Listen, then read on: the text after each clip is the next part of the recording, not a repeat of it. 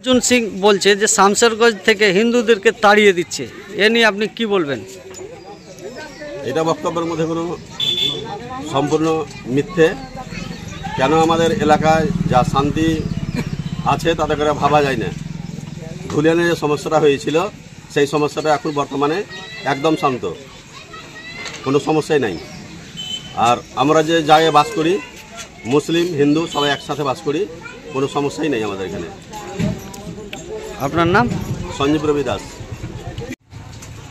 হ্যাঁ, একটা ধুলিয়ানের বিষয়কে কেন্দ্র করে একটা সমস্যা হয়েছিল। বর্তমানে এখন পরিস্থিতি ঠিক আছে। আমরা এখানের সবাই হিন্দু মুসলমান একসঙ্গে সবাই মিলেমিশে থাকি, একে অপরের ভাই।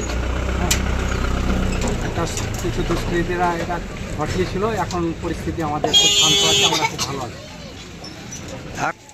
আমরা এখানে সবাই একে অপরে মিলেমিশে থাকি, এখানে আমরা খুব ভালো আছি। হ্যাঁ, আমাদের এখানে কোনো সমস্যা নাই। আমরা অনেক দিন ধরেই একে অপরের আমরা বাপ দাদারা এখানে বসবাস করে। হ্যাঁ, এখানে আমাদের কোনো প্রভাব নেই বা কোনো সমস্যা নেই। আপনি? আমি মোহাম্মদ বাবর আলী।